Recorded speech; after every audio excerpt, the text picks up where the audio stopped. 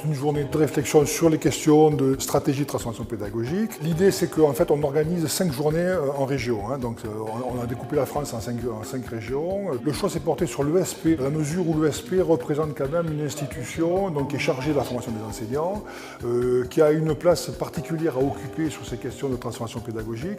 Et donc, c'est un choix que de dire la première journée devrait avoir lieu dans un ESP. Nous sommes amenés à réfléchir pour former nos étudiants futurs enseignants à quelle stratégie d'enseignement développer pour pouvoir enseigner dans un environnement numérique, parce que l'idée c'est de leur permettre de développer des compétences pour aujourd'hui, mais surtout pour demain et après-demain. J'avais pas vraiment d'attente pour cette journée, juste je savais que je venais témoigner de ce qu'on faisait à Strasbourg. Et donc je suis contente dans le sens où j'entends les expériences des autres universités aux alentours.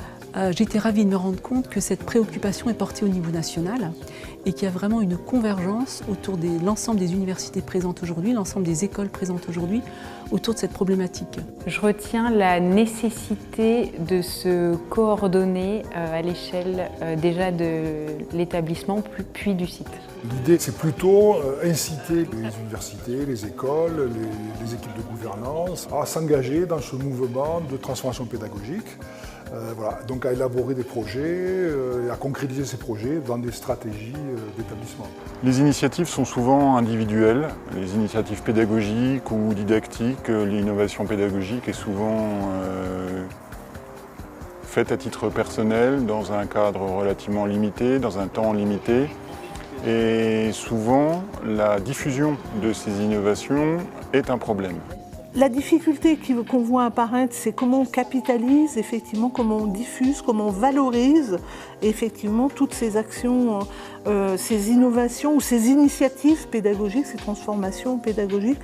La question de la qualité pédagogique, de l'innovation pédagogique me paraît être une question générale, globale, qui relève évidemment, et c'est aussi le point de vue du ministère, de la politique de site. L'idée de la politique de site, c'est de pouvoir partager, de pouvoir diffuser toutes les informations, les faire connaître et améliorer les nouvelles méthodes, les faire partager par les collègues et que chacun puisse interagir afin d'améliorer encore de manière collective les processus, l'enseignement de manière générale. Il est difficile pour les petits établissements seuls de gérer cette question-là, puisque la mutualisation des moyens en termes d'innovation pédagogique, de partage des initiatives, de réflexion sur des éléments didactiques doit se faire à une échelle plus globale. Il y a une mutualisation et la commu est là aussi le bon échelon pour travailler ensemble. Notre jeunesse évolue, notre recherche évolue, nos établissements évoluent.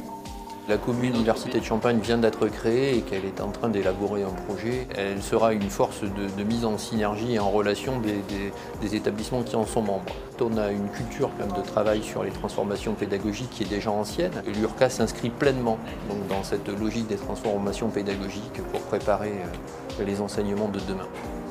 Au-delà des acteurs, il y a la question des politiques qui est extrêmement importante. Rien ne semble pouvoir se développer s'il n'y a pas un soutien et une ligne politique clairement définie. Ce qu'on peut attendre de la DGCIP, c'est de voir que réellement sur le terrain, il y a des choses qui existent, il y a des acteurs qui inventent des solutions.